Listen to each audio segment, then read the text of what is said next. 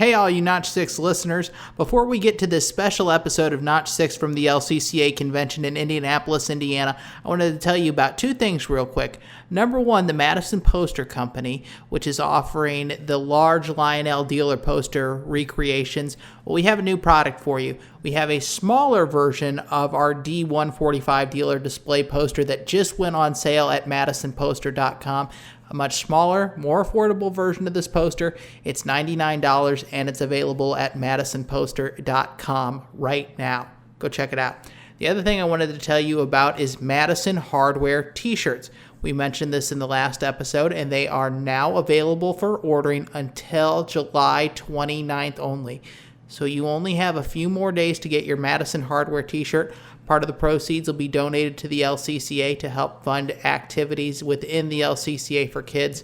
To order those t-shirts, teespring.com/Madison Hardware. That's teespring.com/Madison Hardware. Shirts start at $23, and you have until July 29th to order them. Thanks so much for listening, guys. We really hope you enjoyed this episode of Notch 6 from the LCCA convention in Indianapolis. The following is a production of Notch 6 Media. It's the Notch 6 online podcast, episode number 36. It's night 3 of the LCCA National Convention, and today the LCCA took a look around Indianapolis, explored many of the city's historical sites, and tonight we talk with Steve Nelson, better known as Mr. Muffin, and talk about his incredible layout and his goal of bringing more kids into the hobby of O-gauge railroading. It's all ahead on this episode of Notch 6. This is the Notch 6 online podcast. Notch 6 is the podcast dedicated to O-gauge trains. Whether you're collecting, operating, or just getting started, Notch 6 is your home for O-gauge news, events, and interviews. Now here is your host, Derek Thomas. Well, welcome to another episode of the Notch 6 online radio show or podcast, depending on what generation you're from. It's night 3 of the LCCA 44th Annual National Convention. That's a mouthful, but I still enjoy saying it. And if anybody hasn't told you yet, Al Colas, where are we located in the world right now? We are at the Marriott East Hotel in Indianapolis, Indiana. I think you and I have said Indianapolis, Indiana more times than we ever have in our entire life this week, but it's been fun. Al, welcome back for night 3. It was a good day for the LCCA, wasn't it? It was another great day in the LCCA, Derek.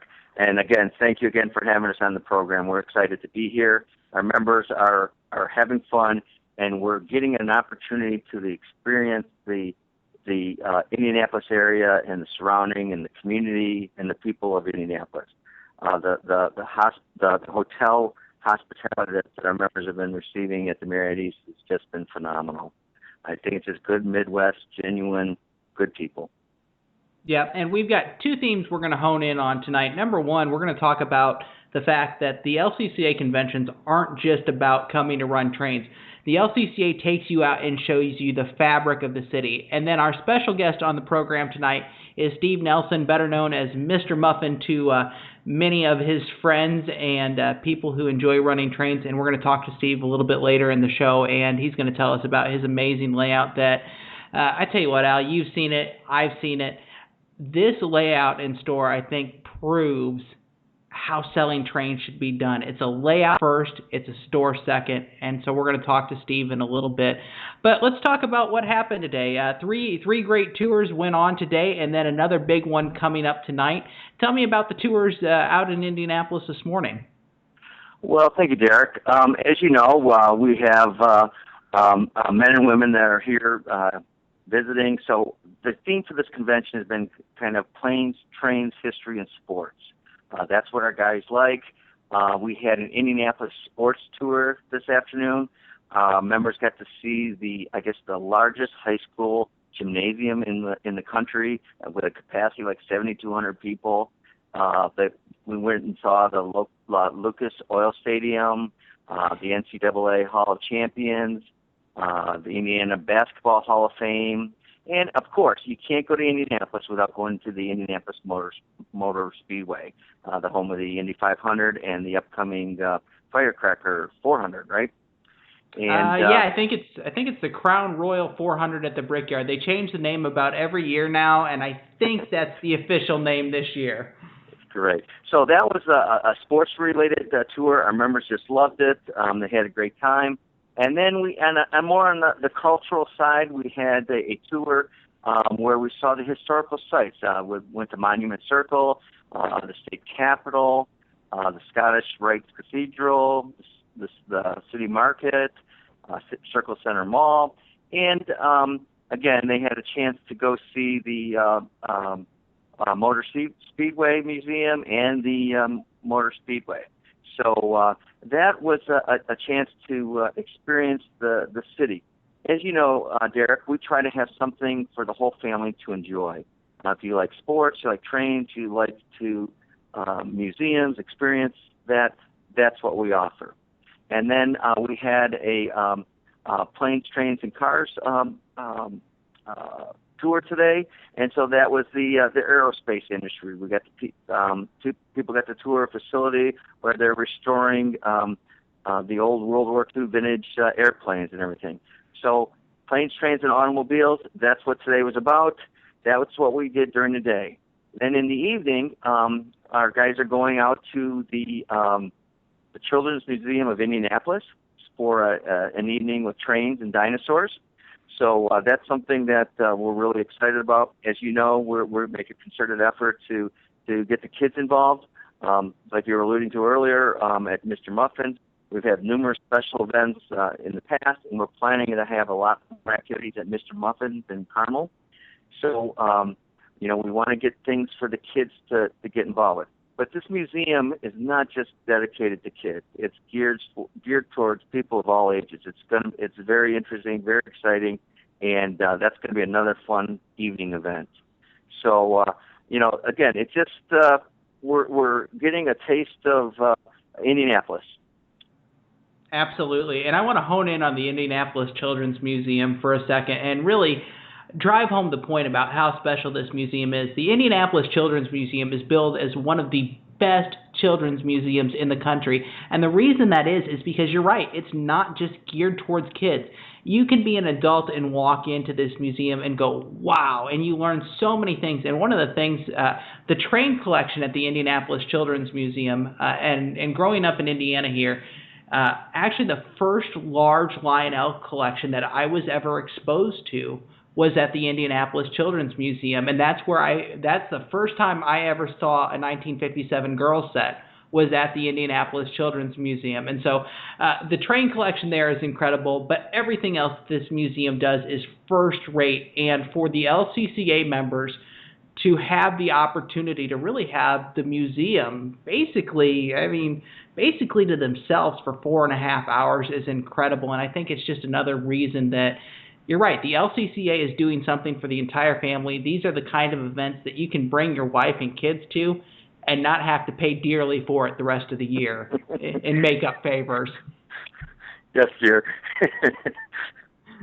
Hey, we got to sell these things somehow, Al, and I think it is the truth. And I say that, and we say that jokingly, but these really are family-friendly events that they're really, you're going to get neat opportunities at these LCCA conventions that you probably will never have again, or anybody in the general public.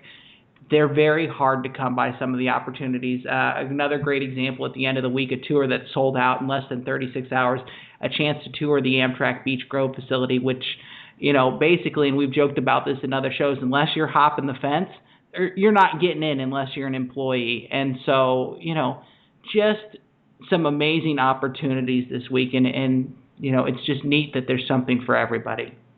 And I invite people in the community to come on by the Marriott East Hotel.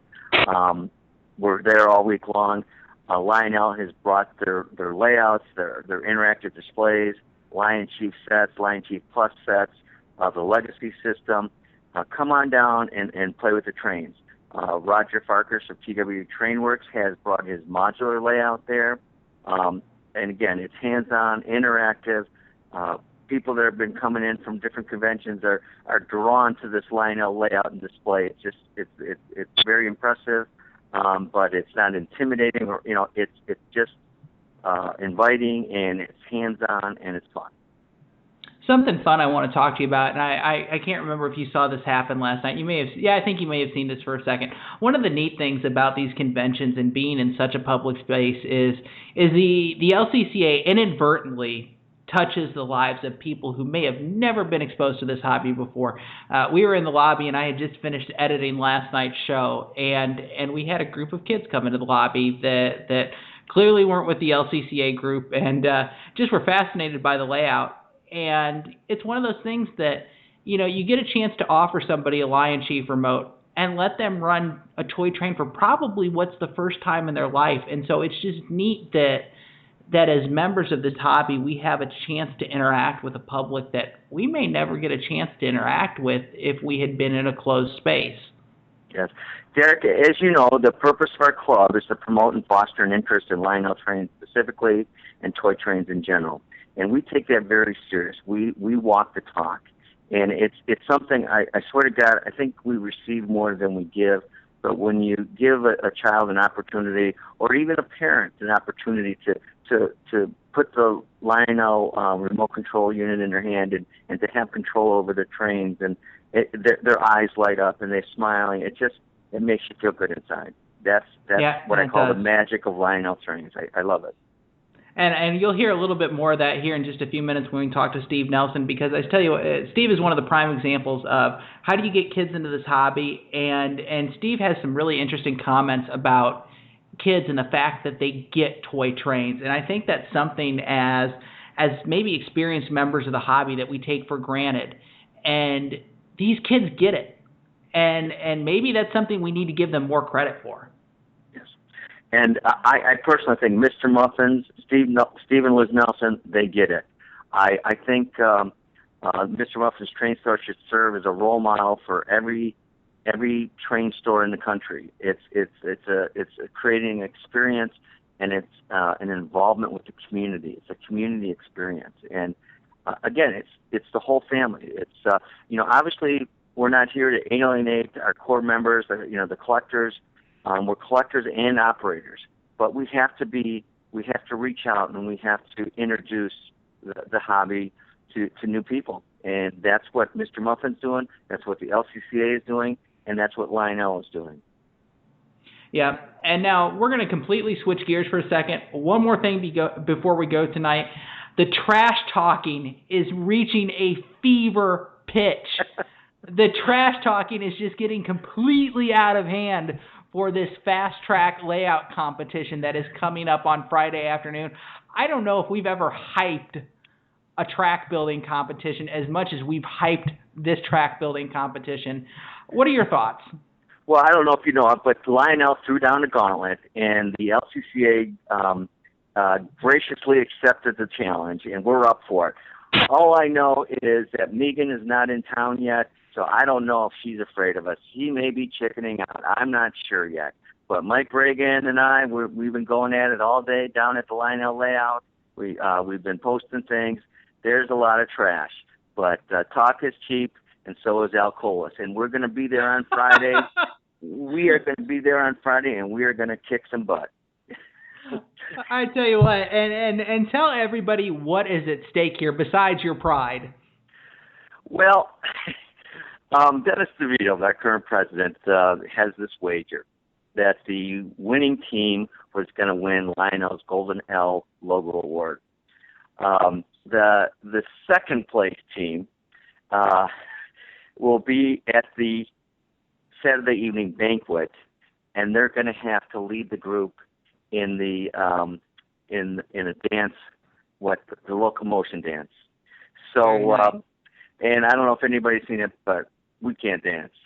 And so it's going to be fun, entertaining, goofy, but that's what we do. So, hey, Derek, I also want to talk to you a little bit more, how we were talking about we do more than just consume trains. We're more than just collectors. Something Absolutely. that we're very excited about is we have two events later this week. Tomorrow morning at 9 o'clock at the Marriott East Hotel, we have an event with the three families from the Make-A-Wish organization. And we also have made arrangements with the Deputy Mayor of Indianapolis. They're going to come down for LCCA Day. and we're going to be at the Lino layouts, and the deputy mayor is going to issue a proclamation for the LCCA Day, and then we're going to have the 3 children be the honorary train engineers for the day. So they're going to have the Lion Chief remote control units in their hands, and they're going to start the trains off and running for the day. So again, it's a very special event. We have some tentative commitments from some local TV stations to be there. So we think that's a big event. And then the other thing is on Thursday, we have the Autism Society of Indiana group coming down here, and we have a group of children with autism coming down, and it's going to be a very hands-on, interactive opportunity to play with Lionel trains. For the younger members, we're going to have the Little Lions Lionel battery-powered operated sets on the floor, and then we're going to have the Lion Chief sets operational. We're going to have the Lion Chief Plus, and then they'll get an opportunity for the older kids to run the Lionel Legacy system. And again, it's just a great event. The kids are phenomenal. They love toy trains. They really light up, and they have fun. And probably the saddest part of the day is when they have to leave. So we're excited about that. We pride ourselves in doing that. We're more than just collectors. We have a strong sense of responsibility for the community. And again, like I said, we're going to be at Mr. Muffins and future special events in the upcoming years. So Indianapolis is not rid of us. We'll be here for a while. Very good. Al, great to talk to you as always. We'll see you on Wednesday, and it sounds like we're going to have a lot of great recaps tomorrow night about what happens tomorrow, and we will see you tomorrow. You're listening to Notch 6 at the LCCA National Convention in Indianapolis, Indiana. Welcome back to the Notch 6 online podcast. It's night 3 of the LCCA National Convention in Indianapolis. If I haven't said Indianapolis enough already, we're going to say the word Indianapolis a few more times tonight. The guest this evening is somebody I'm so excited to introduce you to. If you don't already know him, his name is Steve Nelson. Most people, though, in the Indianapolis area know him as Mr. Muffin, and he is the man behind Mr. Muffin's Trains. Steve, welcome to the program. I'm so happy to have you here. Thank you so much for including us in the program. That's great. Well, it wouldn't be right not to include you. You guys are going to be such a big part of this convention, and it's so exciting what you guys are doing in Carmel, Indiana, which is just to the northeast side of Indianapolis. We're going to talk about 2 subjects tonight because I'm going to bring Steve back for a full interview at some point in the near future and get his full story about how he got started in this whole thing. Give me kind of a broad overview of what Mr. Muffin's Trains is and what your goal is. Okay, well, thanks, Derek. Let's see, Mr. Muffin's Trains, we started out, basically with a layout in our basement like everybody, and a lot of shelves showing our collection and so forth, and just worked really hard to try to be open to the public as much as we could. And there were a lot of limitations doing that in your home, you can imagine. And so about 2.5 years ago, we rented an 1,800 square foot office suite here in Carmel where we were able to build a layout and just open it to the public. And the objective really is to promote model railroading, to have people be able to come in, see an operating layout, run trains, look at my collection, talk trains, and, enjoy reminiscing about trains they had in their past and introducing their kids to trains. And it's all about trains. And that location got so crowded Saturdays that we decided to get a bigger space. And my wife Liz is a real estate broker here in Carmel, is a very successful young lady, and we were able to come up with this 5,400 square foot facility, an old manufacturing facility right in Carmel, right near the Art and Design District. And so we leased this facility and moved in here December 1st of last year, right before the holiday last year, and tore our layout down and began building a new layout over here. So in this facility, we have a layout that's 60 feet long, and it's almost 30 feet wide. I had to give a couple feet back for the aisleway, which is, we arm wrestle a lot about aisleway space here between my wife and me. And so we've got a really nice sized space. The landlord used a new lighting system in this facility, so we didn't have to have a lighting pergola above the layout anymore. It's pretty bright, and we were happy about that. And we started rebuilding the layout. And just like before, we're open to the public. We're actually here every day. When we're not working on the layout during the week, we try to run trains, but we stop working on the layout for sure on Saturdays and run trains every Saturday. And we have a large crowd in here every weekend, enjoying the trains, running trains, talking trains, basically a community place for trains in the greater Indianapolis area. So that's kind of what we're about. As you know, I know, Derek, when we came here, in order to try to help pay for the space, we started to sell trains. We became an MTH dealer, and then Atlas, and then Lionel. And we have quite a bit of inventory here, but it's really like a museum shop in a museum. It helps us pay the rent, but it's really more about showcasing the hobby and enjoying the trains, candidly. Absolutely. And I tell you what, I like the way you phrase that. It is a community place that is all about trains. And one of the things that just blew my doors off was the first time I came in and met you on a Saturday. And the layout was probably, the new layout was probably not even 3 or 4 months old yet. And you guys have come such a long way in a short amount of time. That's the first part that has impressed me, is how far you guys have come in a short amount of time. And number 2 is the amount of families that you will see walk through the doors of Mr. Muffins Trains on a Saturday is just absolutely amazing. Can you give our listeners kind of a rough idea of how many people just walk in off the street on any given Saturday? Oh, I mean, it's, we do certainly 100, plus or minus. We did an open house with the LCCA, actually, for families with autistic children, and that Saturday we had over 350 here. That's probably our biggest single day. When the weather's bad, we're busier than when the weather's good. A rainy day will bring us a couple hundred or so. Most people also, when they visit, they stay quite a while. It's not a 15-minute in and out kind of thing. Our average family that comes stays anywhere from 45 minutes to an hour, maybe an hour and a half, sometimes a couple hours. We also have a lot of, we're on the circuit for the nursing homes nearby, and we had a group here yesterday from one of the retirement communities, and they tend to stay a long time too, and enjoy the trains, and that's always a lot of fun. I remember the Saturday you were here, candidly, I was a little overwhelmed. I was overly optimistic on how many trains I could manage by myself, and oh my gosh. And I pressed you into picking up a remote and helping me out.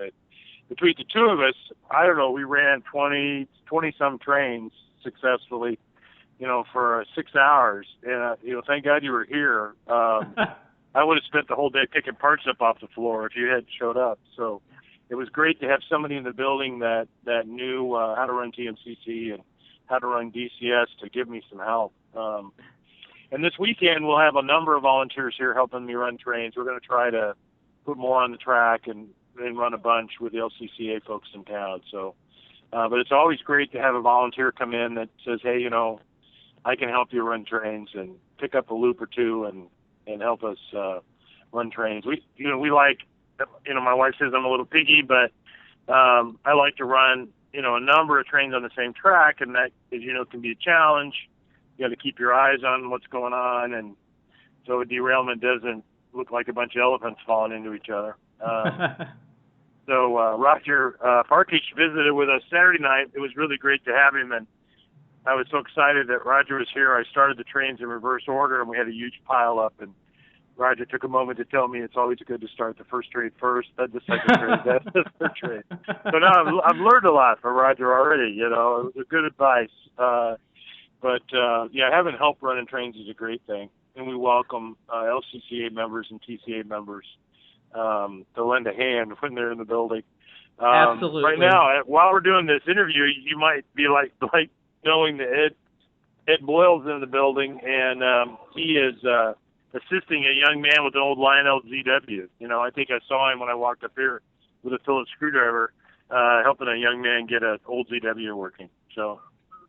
There is always something neat going on in your building, and I really want to hone in on the layout here for a few minutes and focus on a couple things. Number one, as I don't know if I called myself an experienced O-gauge operator, but that's the one thing I love about your layout. And if you're anywhere near the Indianapolis area, go in and take Steve up on his offer to help run trains, because if you want a true challenge running a layout, this layout presents it. This layout forces you to be alert, to be aware of where your trains are, and you have to kind of move with the trains to keep up with them. And once all the scenery is finished on this layout, this is a true operator's dream in terms of if you're looking for something to challenge your operating abilities, this layout does it, and it's so much fun to operate. So if you're anywhere near Indianapolis, come from Ohio, Illinois, you need to make the trip down to see this layout and help Steve run trains. Like I said, let's focus in on the layout for a few minutes. Tell me about track system you've chosen, power supplies. I mean, how do you make a layout this large function so well? Well, we use Atlas O-Track. We have from the very first layout we had. I think this is our fifth, and certainly Atlas O is a great choice. I mean, MTH Lionel's track system is a great choice. Gargrave's track, of course, with raw switches is a great choice. I mean, you almost can't make a mistake wherever you go. But we went with Atlas here, and we run it on foam roadbed with gravel ballast from Brennan's Ballast in St. Louis, and he's a terrific guy. Brennan's a great guy. He's got a great product. And if you're in the area and you want some Brennan ballast, come get it from us. I buy it by the case. And so we use Brennan's ballast on the track. And then we, in terms of the electronics, Barry Varkowski and, my friend Brother Ben from the New Jersey High Railers, sorry for the phone, both advised us that what we should do is divide the layout electronically into two layouts. So it's a big U-shaped layout, and it's divided in the middle so that one set of transformers runs one side and one set of transformers runs the other side. And that lets us reduce the distances from the transformers through the TIUs out to the track, and helps us achieve signal strength of 10, basically, MTH signal strength of 10 everywhere. And then we have TMCC installed as well with the Cab 1L for Legacy installed. We run both Lionel, TMCC, Legacy, and MTH's DCS. We have about just over 360 engines in our collection, about half are MTH, and the rest run TMCC, most of which are Lionel, and we have a lot of Atlas diesels. So it's a pretty good size collection. And so we can run both systems, so to speak. Right. And then, I think the trick was really following Barry's book on DCS to divide the layout into blocks, insulated blocks with a single feeder wire to each section of blocks. This is the first time I'd wired a layout that way, and layout number 4, the one we just tore down, we had a lot of trouble getting the signal and stuff we needed. So following Barry's advice really helped us here.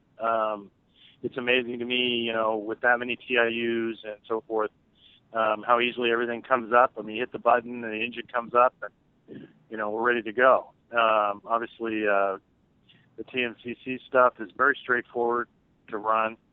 I've been very interesting to me, Derek, that we had a number of people in this week that don't run any command control at all. And so we've done a lot of TMCC demos this week. We've done a lot of DCS demos this week. There's a gentleman in back right now running trains using a handheld controller for the first time in his life in the hobby. Wow. And getting some experience with it. And we did a workshop this last Sunday night. And we, walked everybody through, how this stuff works and how to run the train. So, I really encourage people, if you're in the greater Indianapolis area and you haven't run command control and you need some suggestions on setting it up. Actually, Liz and I are doing a house call tonight at a fellow up here in Westfield, Indiana, to put his DCS in. just try to help them out a little bit. But yeah, if you're not running command control, we'd be happy to help you, and can do that certainly in our shop. And if you need help on site, we can do that. We both got a car, that's pretty good. So we'd be happy to help you out if you're in the greater Indianapolis area. Or call us on the phone. If we can help you out on the phone, we're happy to do it. That's very cool. And I tell you what, this is just one example of how gracious that Steve and Liz are, and how they really are promoting this hobby. And something I want to talk to you about for a minute, and you see a lot of this, probably more than most normal hobby stores see. And like I said, you're not the typical hobby store by any stretch of the imagination. But what do you hear from families when they come in and they're thinking about getting started in the hobby? What's your experience been from somebody who's brand new? What kind of questions are they asking? And how do they see the hobby from an outsider's perspective?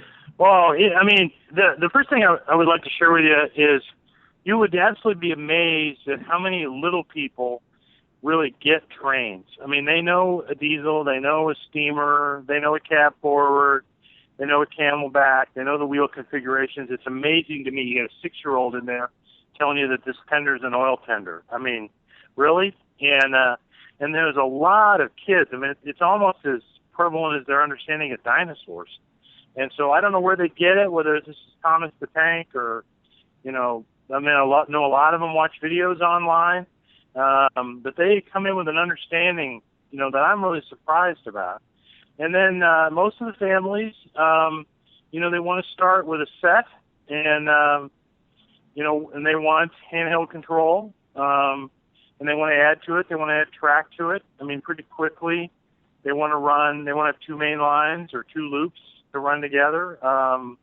Roger Karp has been very kind in sharing with us an old magazine he wrote on Lionel display layouts, and we're able to use those layouts to show them to families what you can do in 8 feet by 8 feet, what you can do in 6 by 8 or whatever size they have available in the family room, and they can pick a track plan and get started. I mean, we have a workshop in the back here. We've had some families actually come over here to cut their wood, and the reason we have a muffin van is we need to help deliver stuff, So they'll come in and they'll take a couple of 4x8 sheets, cut them down.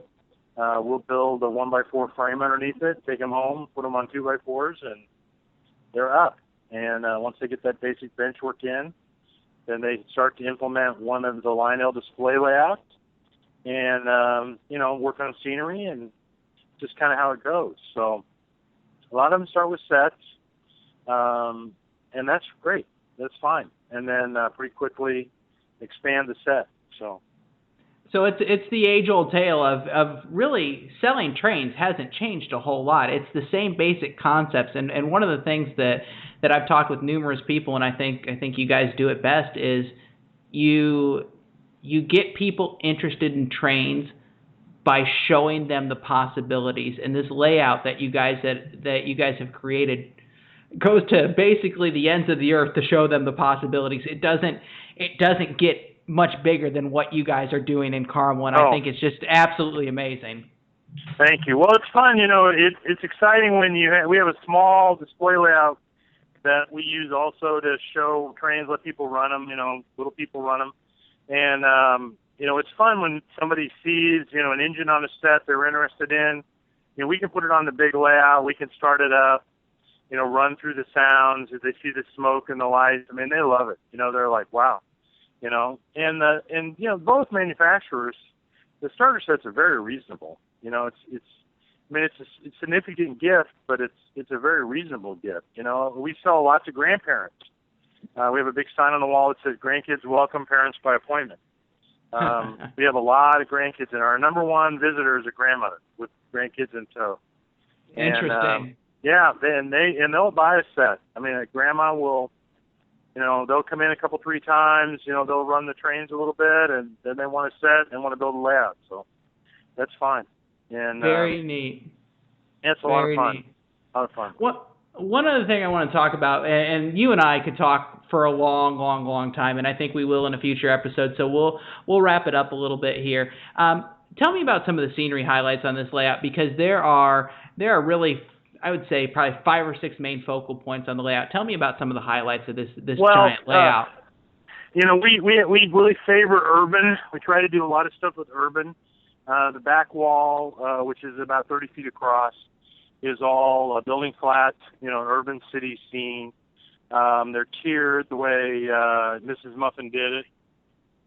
And it provides a great backdrop to the layout. This layout has clouds painted back there. I'm a big believer in don't do clouds. You're going to mess it up. And Liz climbed up on the benchwork and painted clouds, and they look great. So just further points to the fact that don't ignore me and talk to her. We have a couple city scenes. We've got a big train station, obviously a big yard. One of the things I'm really happy with, we just added, you haven't seen yet, is we have Bob's B-17 Park, which is basically represents a skit Gary Keeler did years ago on the radio, where you can go in there, you can go to Bob's B-17 Park and do a simulated bombing run of Nazi Germany. And and Bob runs around with a ball-peen hammer and bangs outside of the plane so that you feel like you're being shot at, And so it's a pretty fun thing. So that's on the layout, big junkyard.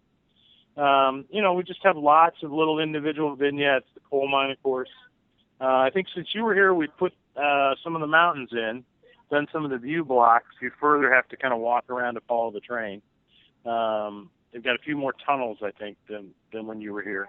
But as we're kind of working our way through the scenery, getting that in place. But the layout's pretty urban in terms of its approach, and I like that. I like streets and vehicles and people and lots and lots and lots of buildings.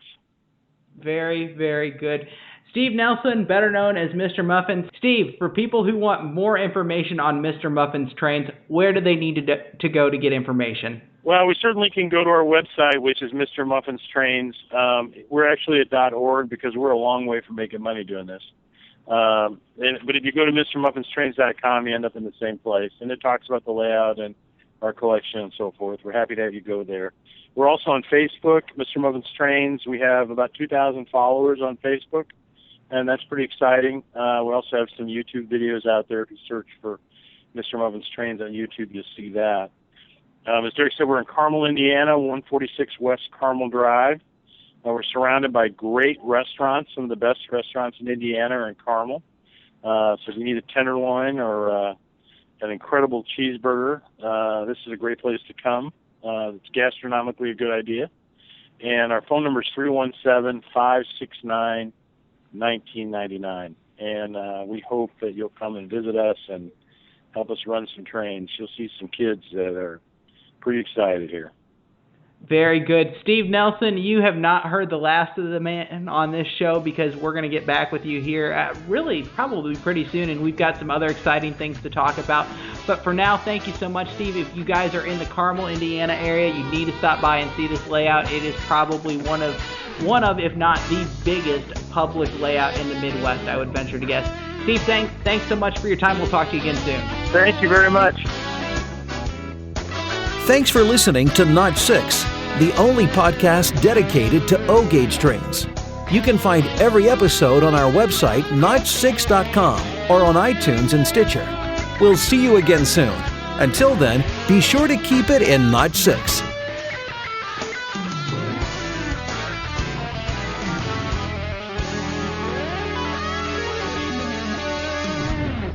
The following has been a production of Notch 6 Media and is intended for private use only. This show may not be copied or redistributed without express written consent. This show copyright 2014, all rights reserved.